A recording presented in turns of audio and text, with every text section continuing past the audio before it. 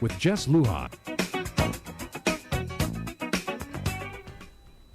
Good evening, Guam. I'm Jess Lujan. Welcome to this edition of The Buzz. Tonight, very interesting show. We have Joaquin Lujan, known as Jack Lujan, master blacksmith. And we're honored, and it's a great privilege to have you here, Jack. 91 years young you are, right?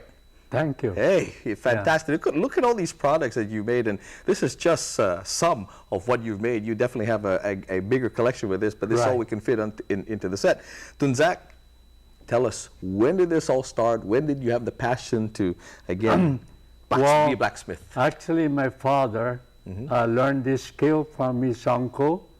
And then when I became 9 years old, my father just brought me to his shop and he started teaching me the trade, his trade. And his trade is to ask me to make the small knife, not the big one, because I cannot do it because very hard to do the big knife. Yeah. But on the small knife. That's how I started at the 9 years old. When I was 12 years old, I became very specialist already in the small, special knife. Now, let me ask you, way back then, of course, and even now, a lot of these, the raw materials that are used to make this, even up to now, they're hard to acquire. Back then, it was probably even harder to acquire the raw materials for this. How did you acquire those raw materials back then?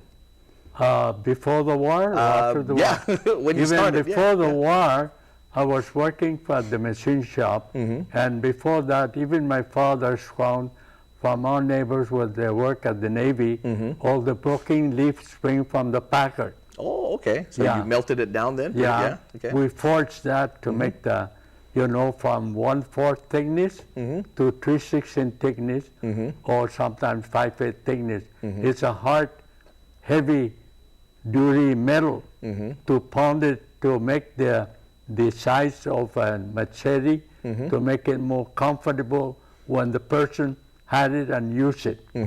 Now, Jack, you've done this, you said you were 9 years old when you did that. You're now 91 years young and doing this and still active. All these things we see in front of me, these products, you've made yourself. This one is in one and only three weeks into the making, right? Right, and it's still unfinished. It's still unfinished. You're making this all yourself. I mean, guys even half my age will take years to be able to do this. Yes, sure. I mean, even make a portion of this. Absolutely, this is your love and your passion. 1996, you were recognized nationally, Washington D.C. to be specific, National for the Arts, as the National Heritage Award. You were awarded. All 13 of us on that year when they granted that. Well, how did that come about again? Tell us the story.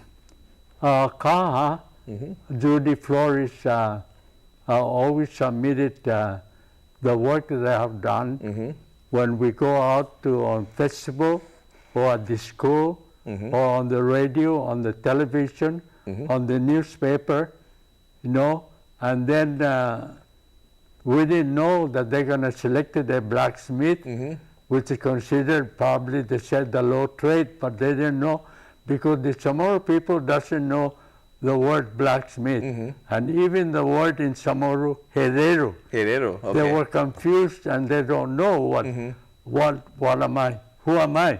Yeah, so they didn't know what category to put you in. Right. So when they look over the panel, because every year Washington D.C. selected 11 to 13 master artists who performed a lot of achievement and quality work renowned. I tell you what, Jack, we're going to take a break right now. We'll come back and you're going to tell us what all of these things are. Some of them look familiar, some look very foreign to me, but I'm sure you're going to set me straight. We'll be right back.